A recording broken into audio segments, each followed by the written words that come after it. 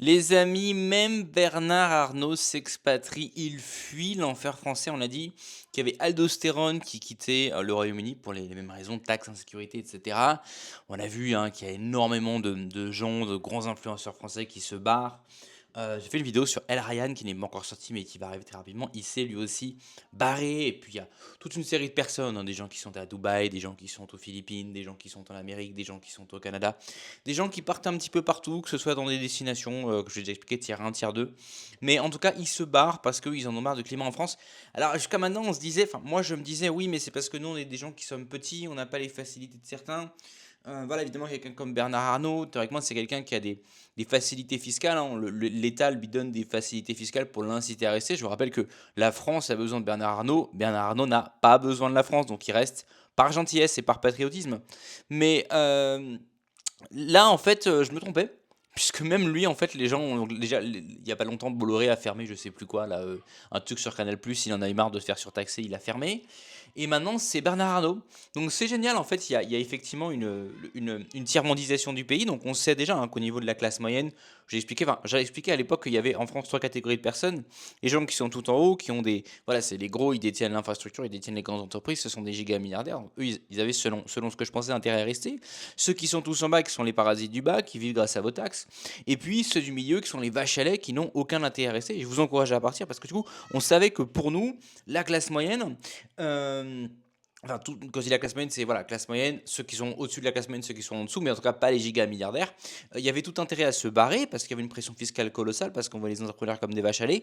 Mais jusqu'à présent, je vous avoue que je pensais quand même que les grands milliardaires étaient protégés par cette tiers-mondisation, par ce communisme en fait. Eh bien, semble-t-il que non. On va tout de suite écouter ce que Bernard Arnault a à nous dire et la raison pour laquelle il veut se barrer. Alors ça, j'ai trouvé ça sur Twitter, les amis. D'accord, regardez, ça dit, nanana, il veut délocaliser aux États-Unis comme Trump vient de lui proposer. Aux États-Unis, on a Trump, on a Elon Musk maintenant qui a créé un département dans le gouvernement américain pour alléger la lourdeur administrative. Ils sont sur une autre planète, ils sont sur une planète d'innovateurs, d'entrepreneurs, de familles, de gens qui sont libres, de gens qui travaillent, de gens où vous voyez, ils sont dans cette planète-là. On n'est plus sur une planète de rageux, de communistes, de flemmards, de paresseux, de parasites, de fainéants. Et donc voilà, et donc Trump en fait, pendant, vous savez, Trump, il y a eu l'investiture de Trump à laquelle Bernard Arnault a participé, Trump était venu pour Notre-Dame, etc. Donc semble-t-il, ils sont en discussion, et puis Trump, comme ça, il a dû lui dire, mais Bernard, si tu n'as pas envie de venir aux États-Unis, moi je te paye les zéro taxes, pourquoi tu restes avec Macron là? Il te prend tout ton argent. Et puis Bernard Arnault, il a dû dire, oh je sais pas, moi je sais pas, Bernard, et à force de pas savoir, il commence à savoir un petit peu. Donc Trump lui a proposé de se barrer, et grosso modo, il va mettre un petit coup de pression à l'État communiste français. On va voir ce qu'il a à nous dire. Sont subventionnés dans toute une série d'États et le président américain encourage ça. Le marché se développe très vite. Il n'y a qu'à prendre la nouvelle boutique que Pietro a ouverte à New York, qui est un succès incroyable, franchement. Bien sûr, vous êtes à New York, on a vu les salaires à New York, les amis, c'est pas x2, c'est x10, c'est x15 par rapport à ce qu'on gagne en France.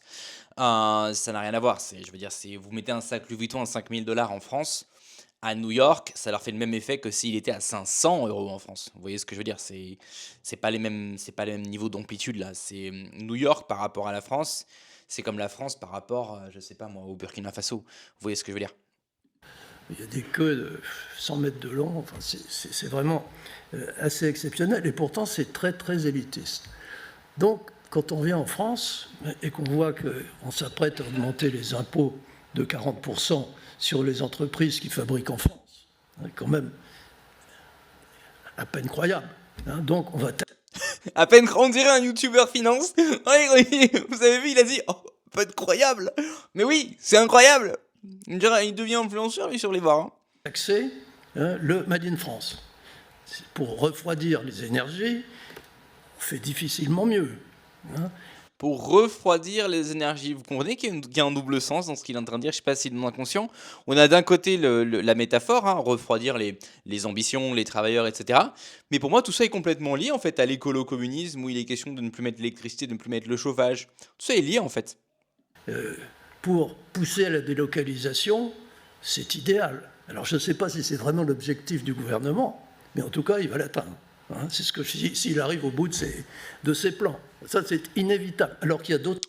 On voit effectivement qu'en France, je précise encore autre chose, c'est pas simplement le gouvernement qui fait semblant de, vous savez, qui raconte des choses pour faire plaisir au peuple, mais qui derrière quand même assure l'avenir du pays. On a vraiment un gouvernement qui est prêt à donner au peuple ce qu'il veut, et si le peuple est une espèce comment dirais-je, de masse rouge, hystérique, qui demande des taxes, qui demande qu'on pille les riches, eh bien, des politiciens véreux, pour être élus, n'hésiteront pas à mettre en place effectivement ces mesures-là. De toute façon, quand la France sera complètement chitolisée, eux, ils prennent l'avion, ils sont partis après, hein, vous êtes tout seul.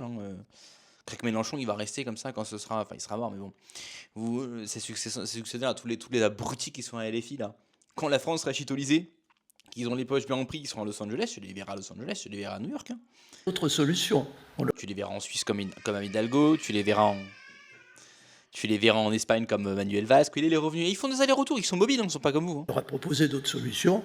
Évidemment, la bureaucratie, bon, voilà. Hein, pour ça, faudrait faire comme aux États-Unis, nommer quelqu'un pour se lâcher un peu la bureaucratie. Mais dès qu'on essaye de faire ça, bon, là, on est poursuivi, c'est impossible. Ce qui est marrant, c'est quand même rigolo et en même temps, moi ça me fait du bien de voir qu'un très grand. Bernard Arnault, il est peut-être juste derrière Elon Musk en termes de richesse, hein. Il est deuxième ou troisième mondial. C'est quelqu'un qui a je crois qu'il a des centaines de milliards, hein, ou en tout cas des dizaines et des dizaines et des dizaines de milliards. Et c'est quelqu'un qui, alors qu'il est ultra, méga, giga, turbo riche, se plaint du système français comme nous en fait. C'est genre trop de taxes, trop de bureaucratie. Impossible de faire du business. Voilà ce que je peux dire. Hein. Alors les taxes, Sachant que pour beaucoup de débiles ne comprennent pas, mais LVMH, les amis, les ventes d'LVMH en France, c'est 7% de leur chiffre d'affaires, hein. 93% du chiffre d'affaires du groupe de Bernard Arnault, c'est à l'international, comprenez bien ça. Il y a des débiles qui comprennent pas ça, mais il y a toute une série d'abrutis sur Twitter qui disent oui, il a besoin des travailleurs, mais ils sont sur un autre monde, les gauchistes. Ils sont sur un autre monde. Quand Bernard Arnault, Bolloré et tous leurs camarades vont partir de France, les amis, vous allez voir, ça va être génial. Oh, il n'y aura plus de riches. Génial, on sera tous à la rue. Il n'y aura plus d'économie, on sera tous morts. Ça va être top. les taxes, ça, je préfère ne pas m'exprimer. Voilà. Je préfère agir tranquillement. Ah voilà, qu'est-ce qu'il a dit? Il a dit quoi? Ça, bon, là, on est poursuivi, c'est impossible. Voilà ce que je peux dire. Hein. Alors les taxes, ça, je préfère ne pas m'exprimer. Voilà. Je préfère agir tranquillement, essayer d'agir tranquillement. Hein. Voilà. Concernant les taxes, il préfère ne pas s'exprimer. Il va tout simplement passer à l'action, les amis. Et je vous encourage à faire la même chose. On arrête de baratiner, de discutailler, d'aller se plaindre, de chialer, nanan, sur les réseaux sociaux. On met en place des actions, d'accord, comme Monsieur Arnaud, pour s'en sortir. D'accord? Ça veut dire quoi? Ça veut dire que si on est surtaxé en France, ça veut dire que si on est bridé par la législation, par la bureaucratie, qu'est-ce qu'on fait? On prépare son expatriation. Et ça tombe bien parce que sur Empire Digital, de quoi parle-t-on? De business, de mindset et d'expatriation, à savoir les trois sujets qui viennent d'être évoqués par Monsieur Bernard Arnault. Si vous voulez faire comme Bernard Arnault, vous expatrier, monter les business, peut-être devenir giga milliardaire, ça se passe en description dans le lounge, les amis. On s'inscrit, c'est à une newsletter. Je vous envoie un email par jour avec une grande idée et 3 actions clés à mener, 2 minutes de lecture. Et comme ça, vous allez pouvoir vous blinder le cerveau d'idées positives pour passer à l'action, comme Bernard Arnault, et arrêter de parler, arrêter de vous exprimer. Ou alors, si vous exprimez, exprimez-vous sur YouTube, comme ça vous générez du trafic et vous monétisez par derrière. Mais sinon, au lieu de blablater, au lieu de se plaindre, on passe à l'action, les amis.